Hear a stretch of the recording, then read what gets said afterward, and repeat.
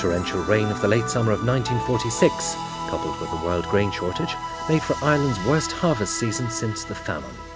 True Lives recalls the harvest emergency.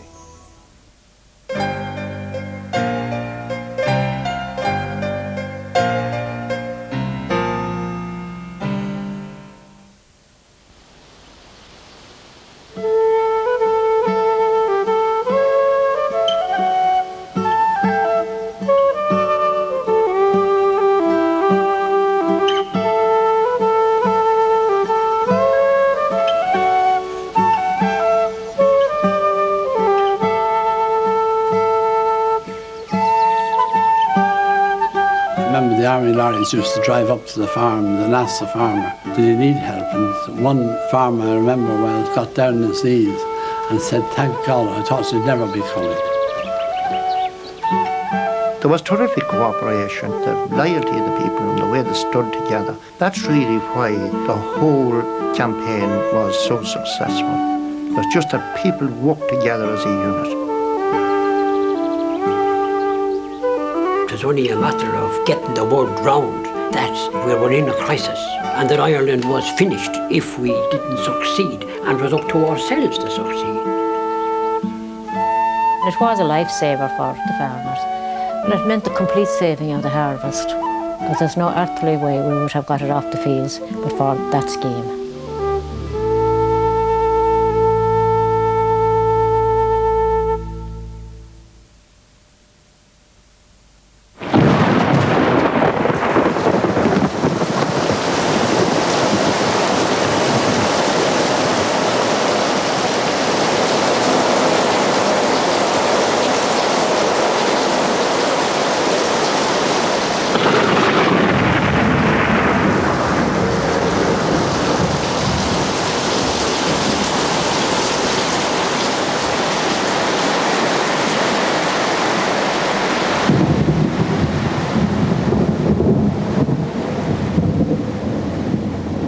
Today it must be seen in the conditions that prevailed at that time, and they were bleak. World War II had just finished, and it is no exaggeration to say that we were in danger of starvation, or close to starvation anyway, because of a combination of adverse circumstances. There was torrential rain in late August into September. And there was no prospect of importing food at the time at all, because there was nobody who had food to sell. You had sodden fields with grain, particularly wheat, being overripe, and with very, very little time left to save it. In fact, there probably was only 4 or 5 weeks to save us from disaster at the time. Now, people had heard and knew that 100 years previously there had been a famine in Ireland which had claimed a very big percentage of the population. Now, there was a genuine fear, if I remember correctly, among certainly the older generation, that this was a case of history repeating itself. People were hoping, as I say, that conditions would improve, and they didn't improve, and a sort of a panic situation was setting in. They all felt that if things went wrong and if the harvest was lost, that everybody, irrespective of class or creed or walk of life or status or whatever, would be in trouble. They could just be going hungry. The fields were like swamps, and the farmers were desperate to have their wheat and that oats harvested. So they put out an SOS, and the government appealed for volunteers.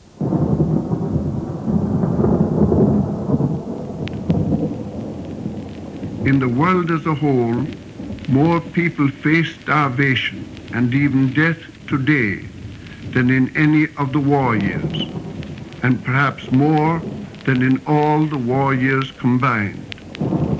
Even at the best, it has been estimated that 100 million of people will be unable to secure the minimum food required to keep them in reasonable health or vigour. For any country to waste food under the present world conditions, or to fail to produce all that it could produce, would be to commit a terrible crime against humanity.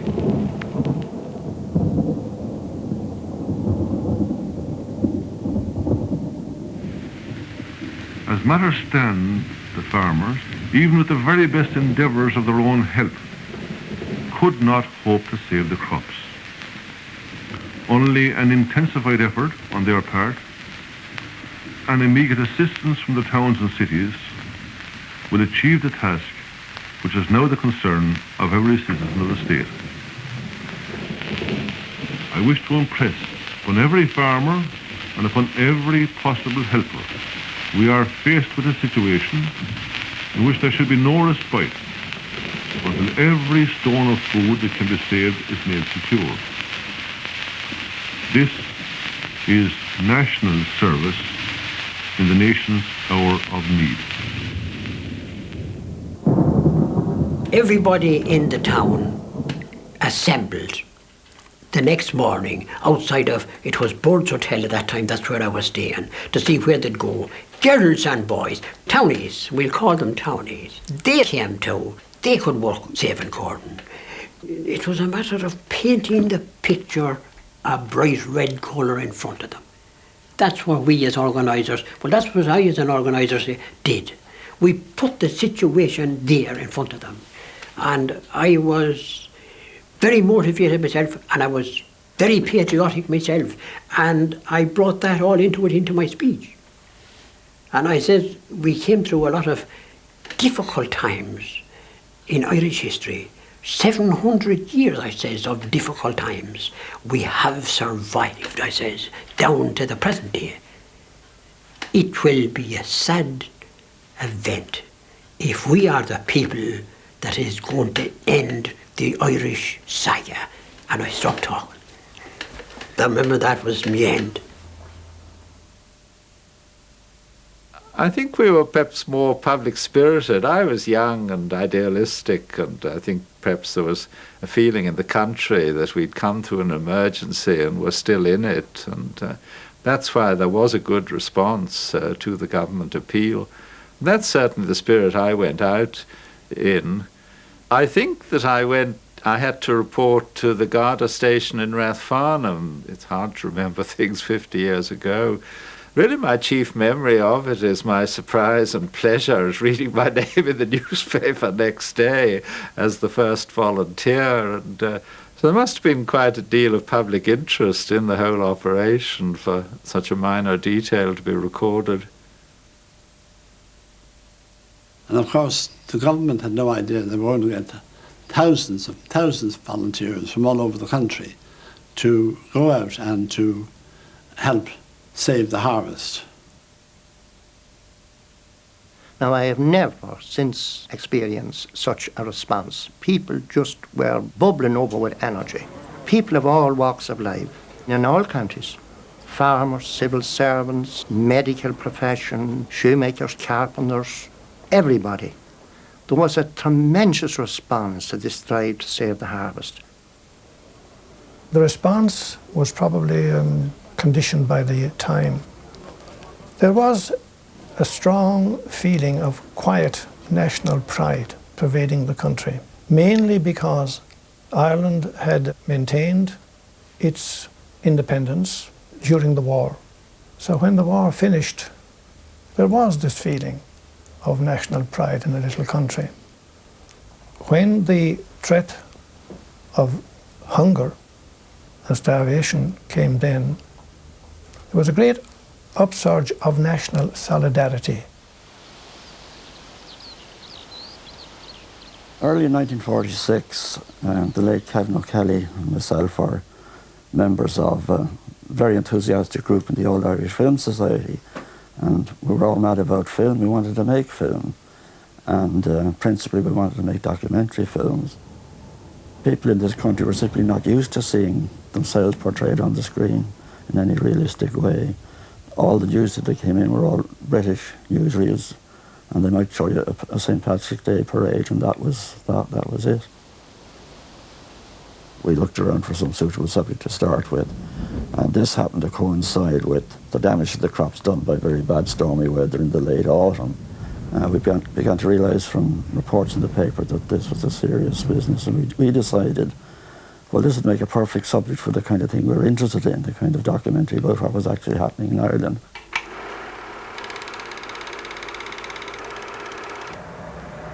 The stock was relatively cheap because the only stock available was the ordinary standard amateur Kodachrome film, colour film made for the amateur.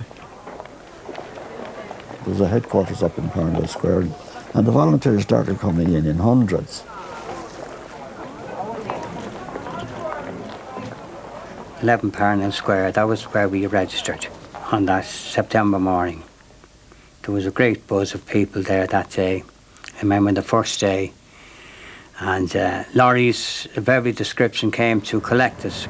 There was a great razzmatazz going on all the time. There was fellas from every county in Ireland, and indeed women too, and fellas, you know, recognising one another, and different accents, all the accents of around the country you could hear, mingled with some of our own Dublin accents. There were a few other Dubs like myself there too.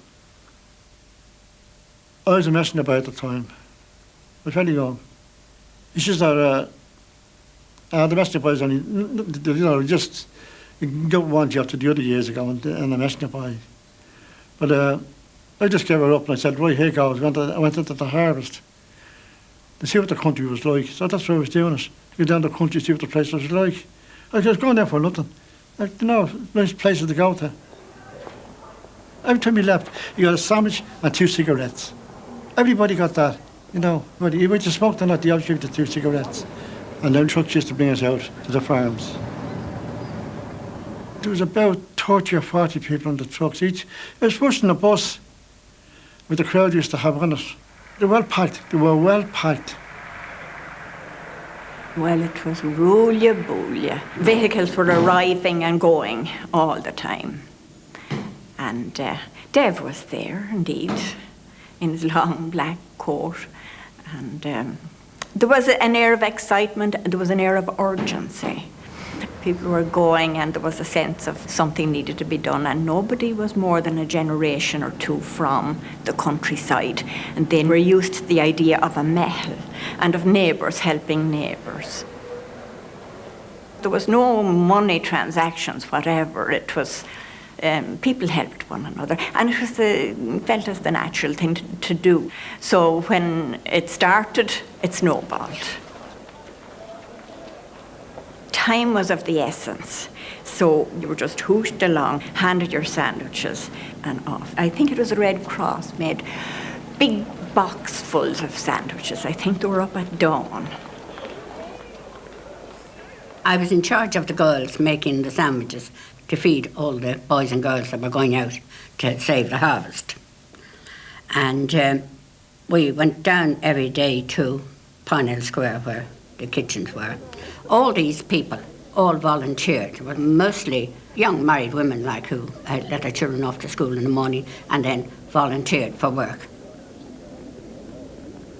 They were all very willing workers. They all came. We had loads of helpers and we made thousands of sandwiches. And when the boys and girls came in the lorries and were ready to go out, we fed them. People were very generous giving stuff, like different firms would send you over, like the Gresham would send you over leg of lamb or beef or something else like that, you know, and some other hotel would send you over something else like, you know, we got a lot of donations, an awful lot of gifts. Everybody kind of, it was an emergency. And we were just after war and we were all used to kind of, you know, doing your duty. As far as says, in doing what we ought, we deserve no praise because it is our duty. That's what we thought, you know. And I got a call to the Guards Chicon in 46 just immediately after the war. Went to Dublin to train in the Phoenix Park. We were there and all this hubbub went up about the bad weather and the bad harvest. It was going some time before some department discovered that there were 96 big burly lads up training, walking about the depot, all with good rural background and a knowledge of farming, most of them. There was this bit of excitement, actually getting away from this rigid training that we were in. This was freedom for a lot of us young fellows, do you see. Parnell Square, you'd think that there was a flacciole on, there were so many people around it. There were civil servants and factory people and business people, and sure, they were onto something that they'd never seen before out in the country, and someone would run a mile if they saw a cow, like, but they were out there anyway. And there was a lot of shouting and laughing, and because some of them knew nothing at all about land or where they were going. They were there for the galero. And the women loved it, you see, and there was a bit of romance as well, where are you going, like, and will you be back tomorrow, like.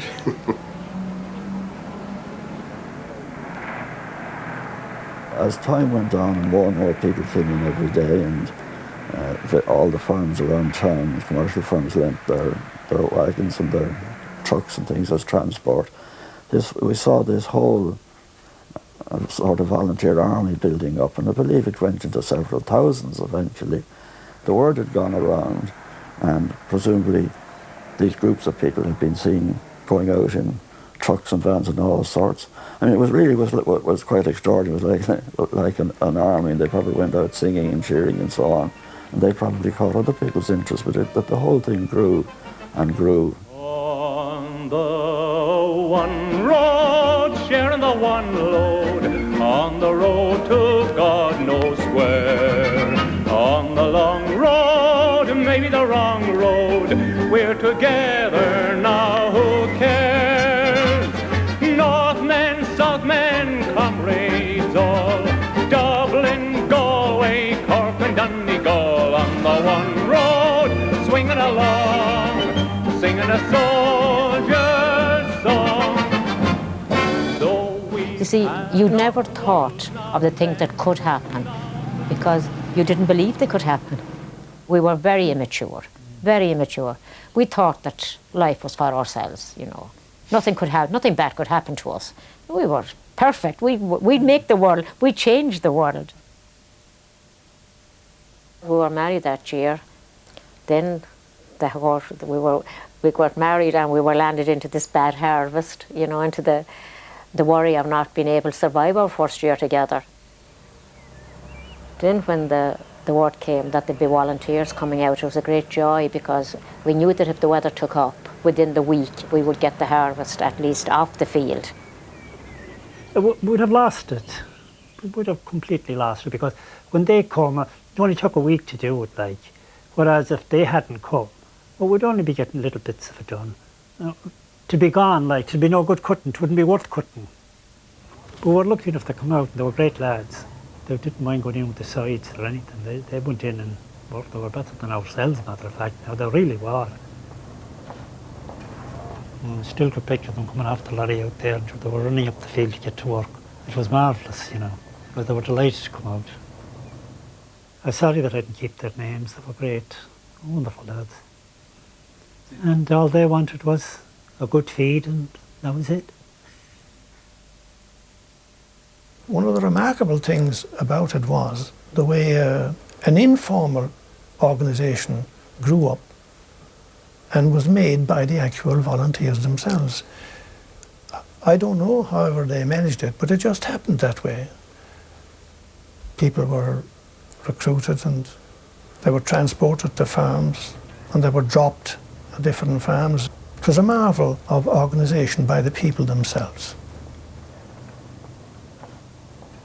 It was usually by word of mouth. The local Garda station was a focal point where people went if there was no telephones, of course, in those days, and the local Garda station and the post office, and people assembled sort of in the village, and such a farmer needs 4 and this other farmer would need 6. In a matter of half an hour you had people round the fields in the different places.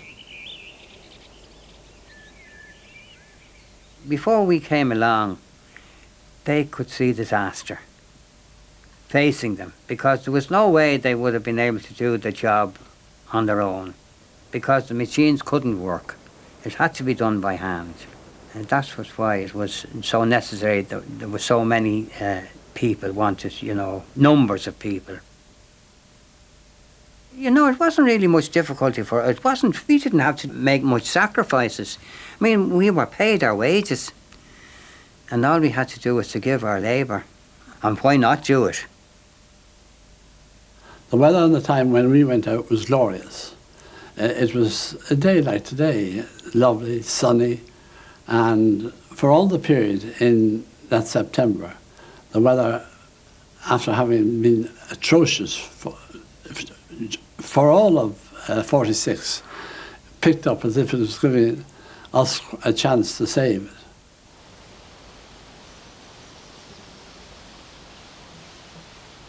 I've never had a farm in my life. That was the first time I ever knew what a farm was like, you know, and how big it was. And this is the casting about the whole lot of it. I think it was fantastic. All the farm lads down there, they'd be all waiting for you to come up. And they explain everything in the field to you. They'd tell you what to do. So you just have to follow their way of going on. So they'd tell you from the beginning what to do. And that's how we all knew. Otherwise, I wouldn't know what the blick were doing on a farm. They were willing, but they had no knowledge at all of how this grain was to be manipulated or how it was to be saved or lifted or stacked. They would turn it upside down just as easily as they would put it head up. Yes, the pure inexperience, like they were willing. Yeah, and of course if they were shown then. Generally speaking, the corn crop was saved or harvested by horse-drawn mowing machines.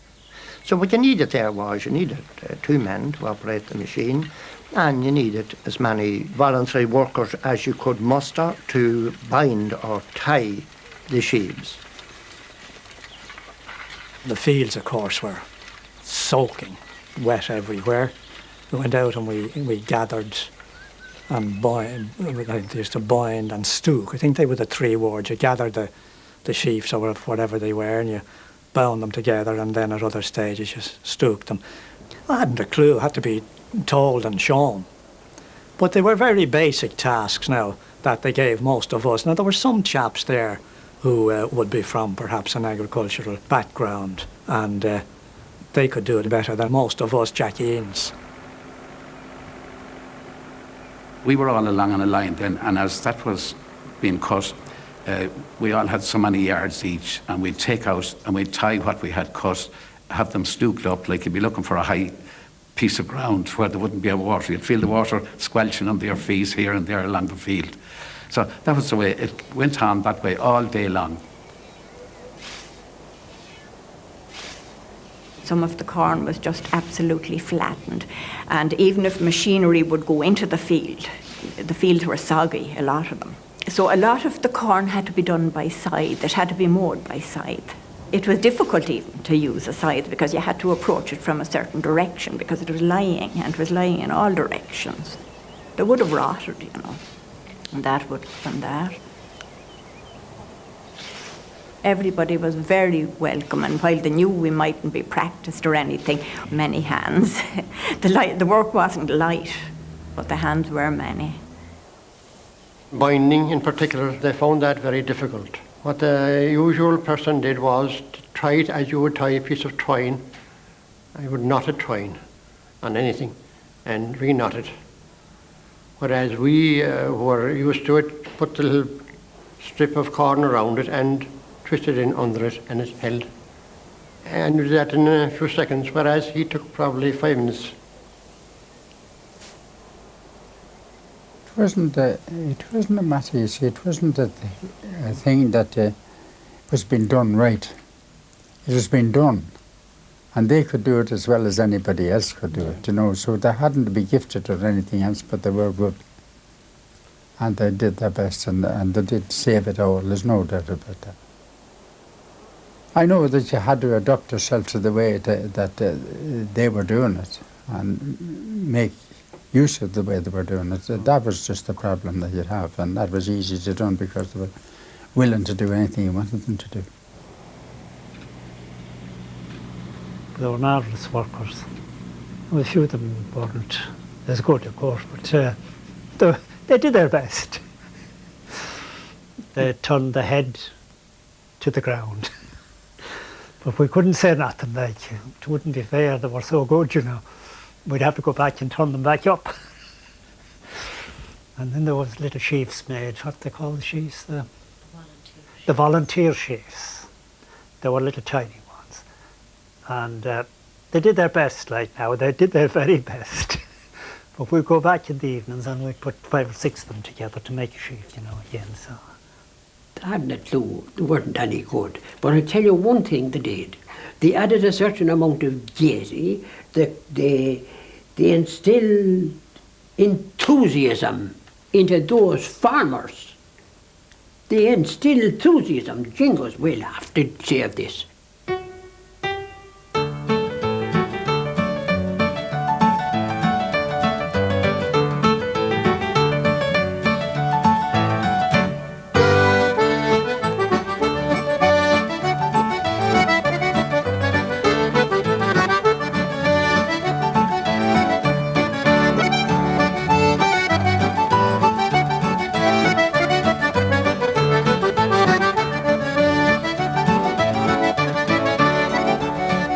A lot of them were country people, farmers' daughters and things like that up in Dublin. They were mad to get out, they loved it. The first day they were all, I can remember that, they were all white handkerchiefs and everything. So that faded away. But I did hear that back at home, my brother was out in his pyjamas over his swimming togs to save his pants. We all wore our oldest clothes, you know. Now, not many of us, you see, we'd only recently come to college and not many of us had old clothes. But as far as I remember, a few of us wore old gym slips that we had brought for camogie and games and whatever else in our strongest, toughest shoes. I had an old pair of worsted flannels that a fella lent me and a pair of galoshes.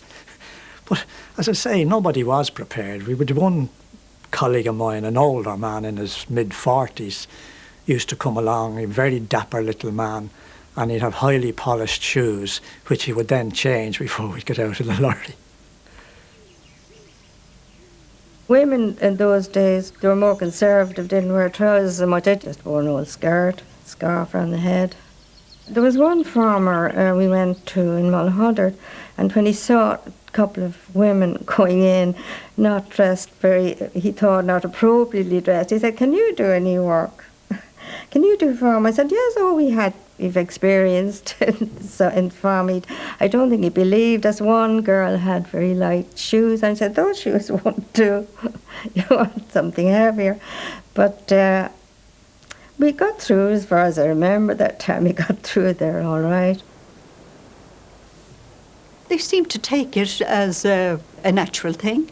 The women were ready, as Irish women are generally in an emergency, are only too ready to jump in and help. I think that's in our psyche. Some of them complaining about their hands because the old grain and stuff scratched you. And it was purgatory for some of them actually to go through it, but they'd come home and you think they had got measles or something with all the little marks they had on their arms. But then again, the weather turned the best of that summer, and some of them got sunburned, and they were delighted with that too. Yes, so. If they were country girls, they were great, and the others, they added a certain amount of amusement to it, and enthusiasm. That you can achieve nothing without enthusiasm. Because these ones that could do nothing, they criticise the others that could do it. They say, "What the hell are you doing? You're no good." I'm as good as you myself, and I never worked on a farm. You know, there was a certain competition about it too. Oh yes.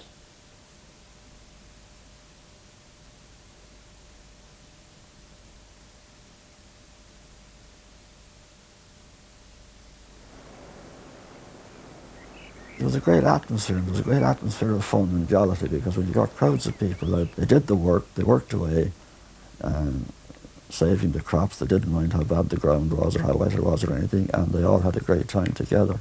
And we thought, well, this is working out very well. Everyone worked hard, I will say, and we worked from morning like until lunch hour. And at lunch hour, somebody came out with 2 kettles of tea to us.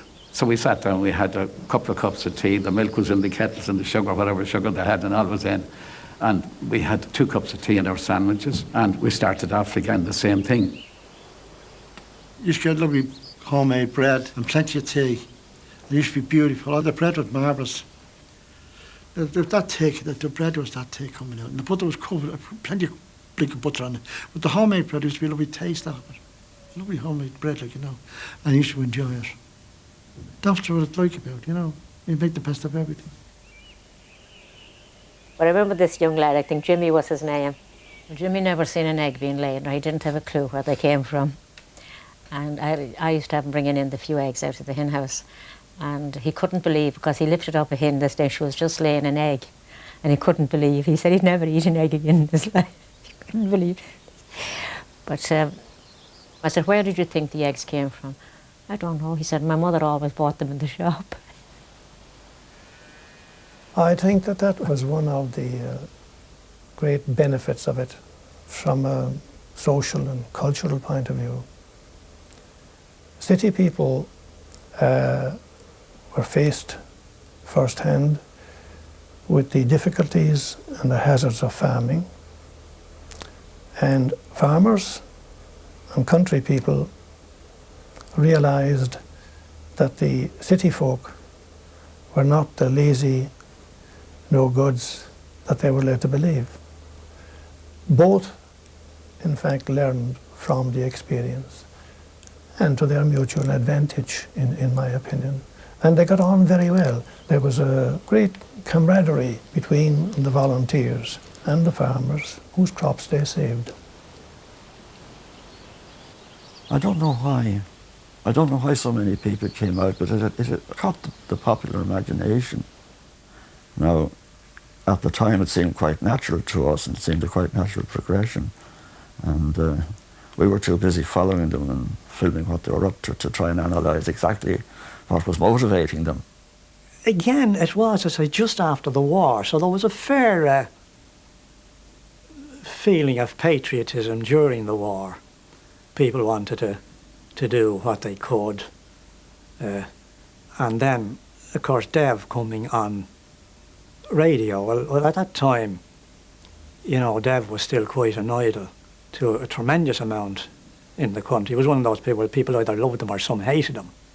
But he did have a charismatic power as a leader.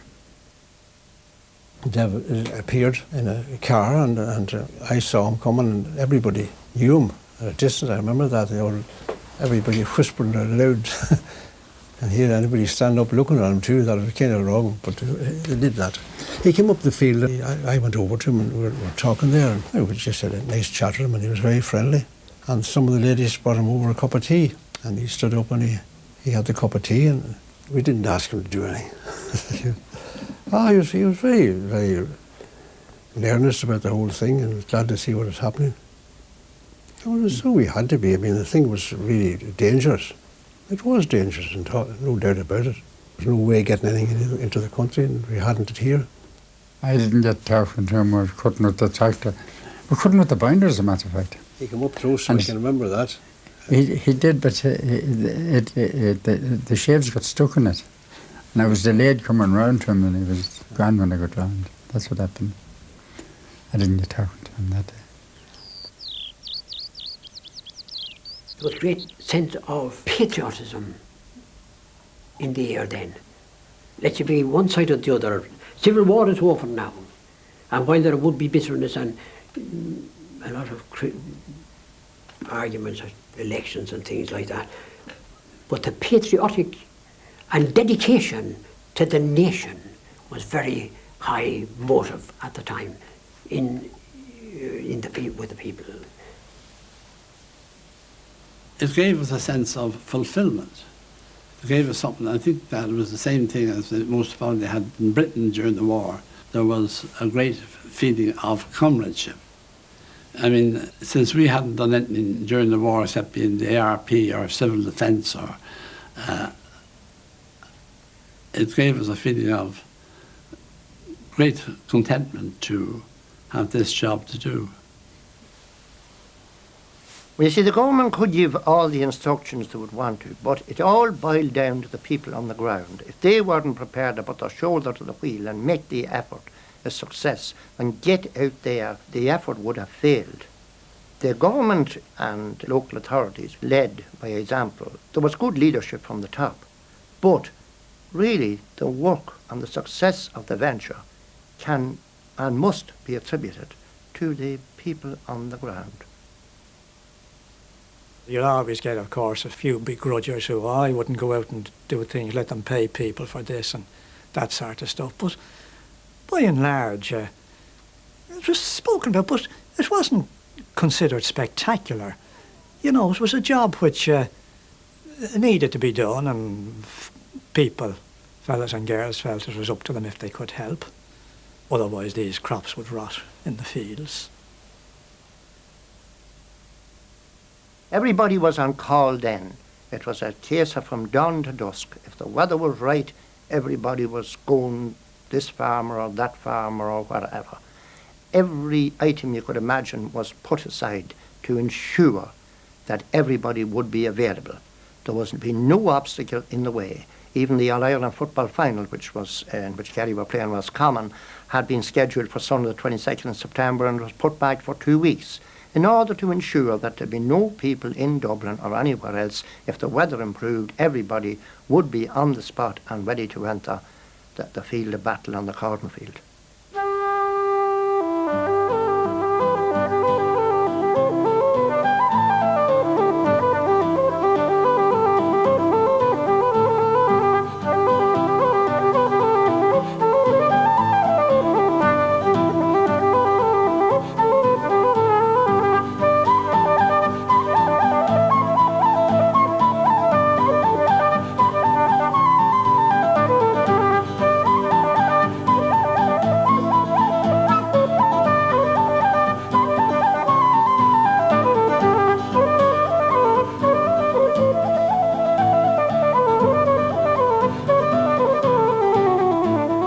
You know, they were very, very good to us in each place we went.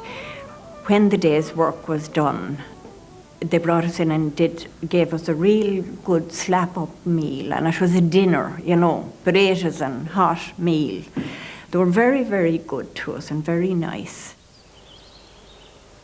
We'd be all delighted, you know, piling back into the lorries, and we'd be compared how we got on and what we were after doing, and whether we got a good bit of grub or not. There was always that bit of a joke about what you got. We had a nice rundown, except we had 5 fellas from the inner city, and they were fairly rough, like, and everyone was trying to avoid them because they could sort of see trouble along the line with them. The 5 fellas got off and they went in for the first farmer. I went with the second batch. I think 6 of us went. Now, like being a farmer's son and all that, and when somebody come in like to give you a day's work for nothing, you'd expect to be taken in for a meal afterwards at the very least. But as it happened with us anyway, we went up to the house.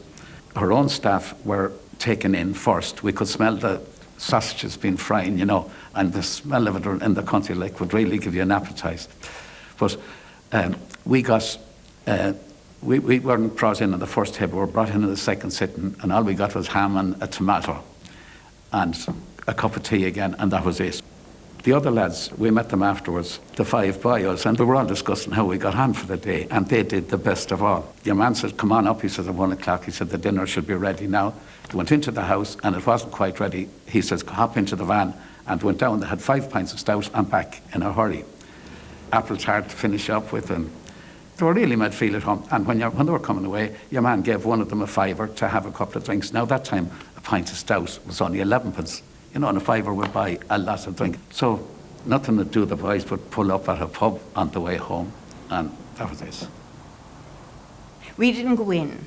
Girls didn't go into pubs in those days, but they brought us out lemonade and biscuits and were very nice to us and waved us off when it was over.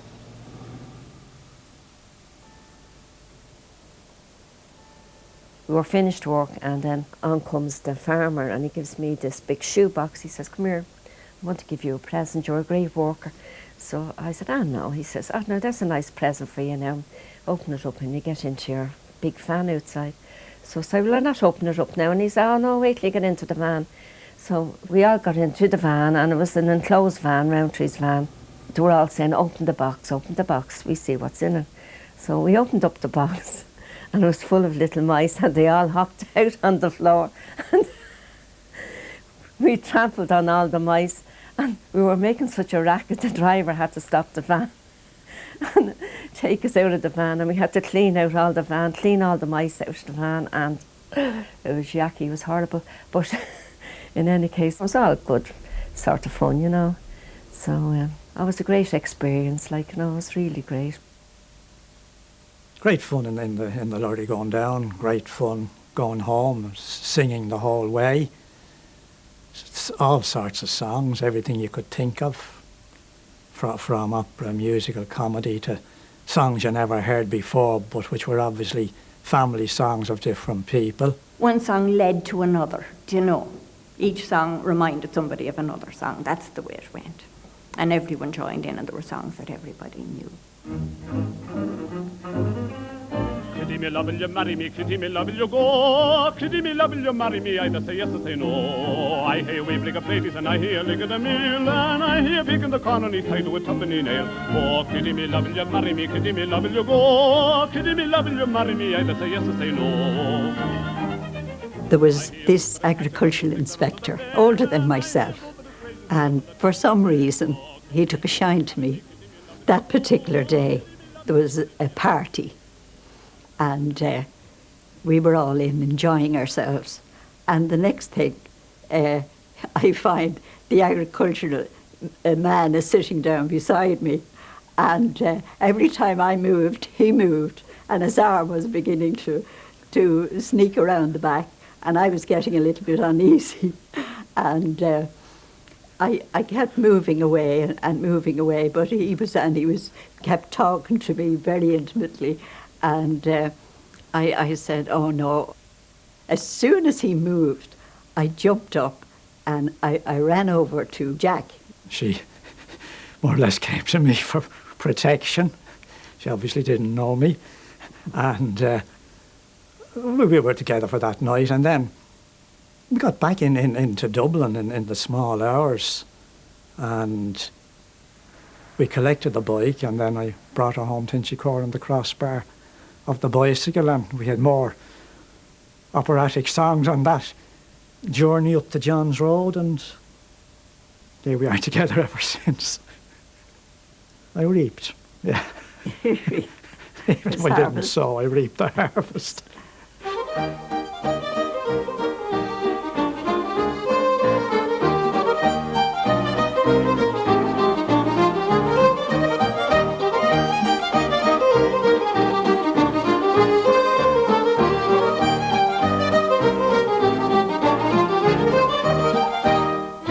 I was very happy that we had done what we did.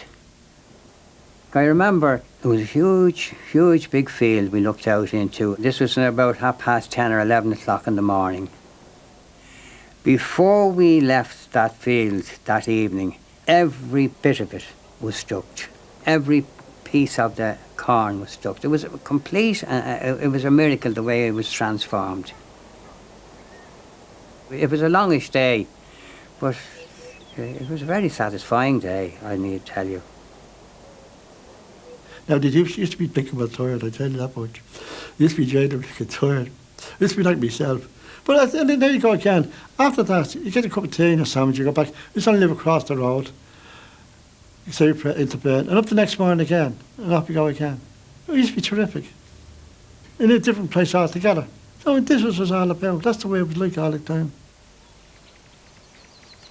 Everyone said it was great to see it saved and see the end of it, and they gave a sigh of relief, and they were very grateful. There was no organised celebration.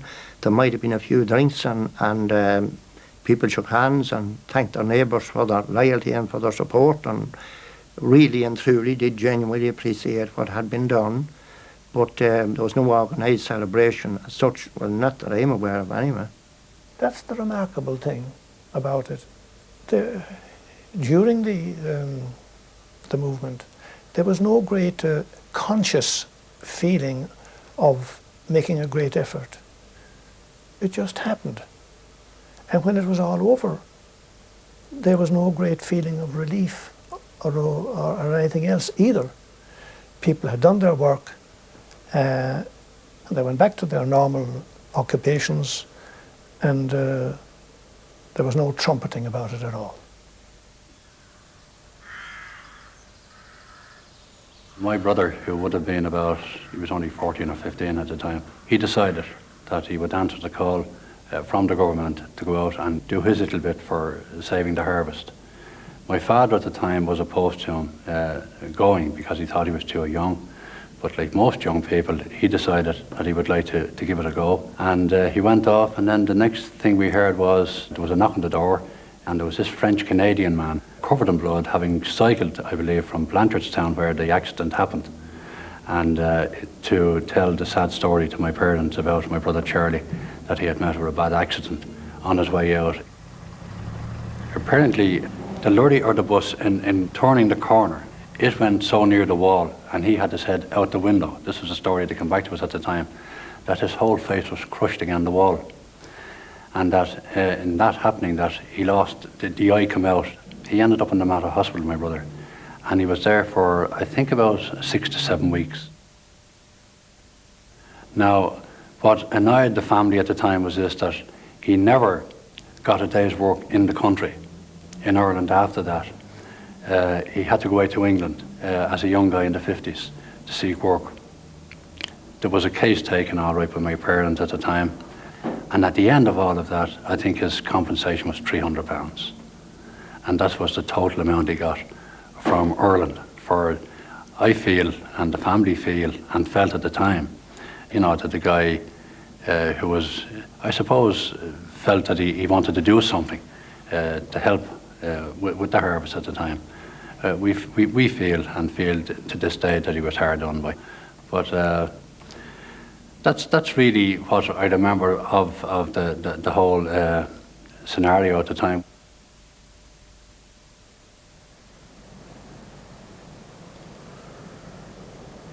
The whole harvest emergency was over, and we discovered to our surprise that nobody wanted to know anything more about it. We wanted, I think, £500 to finish the film, to do the soundtrack and get the editing and so on done, maybe get some music on, and just nobody was interested.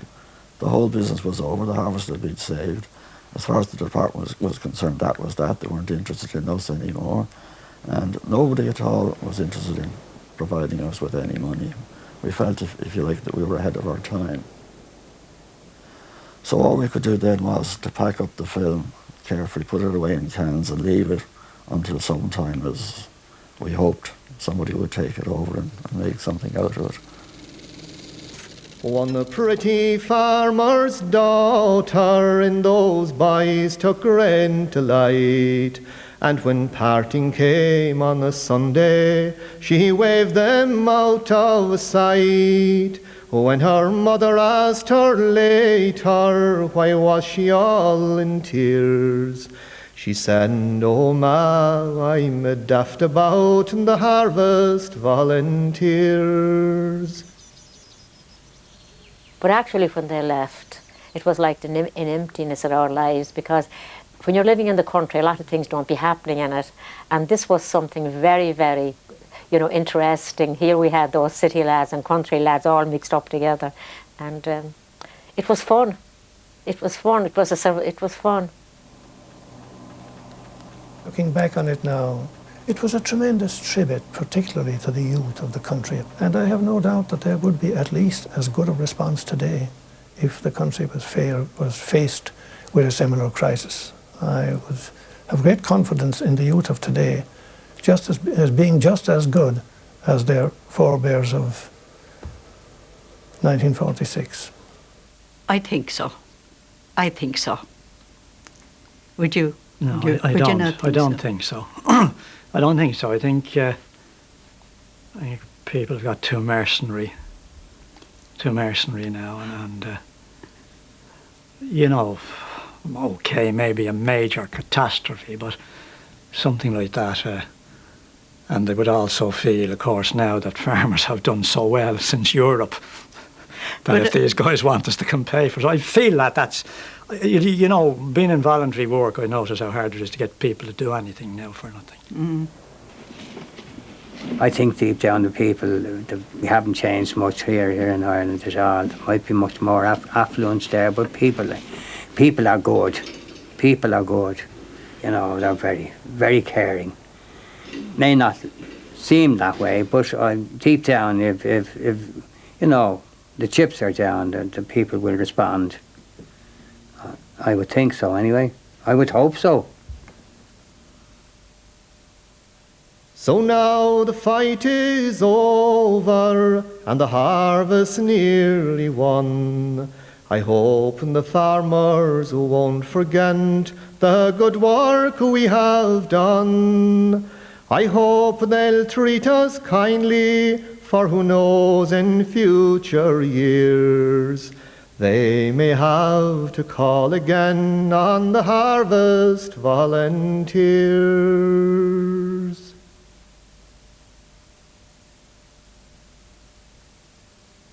And next week at the same time in the True Lives series, you can see a documentary called The United States of Guns.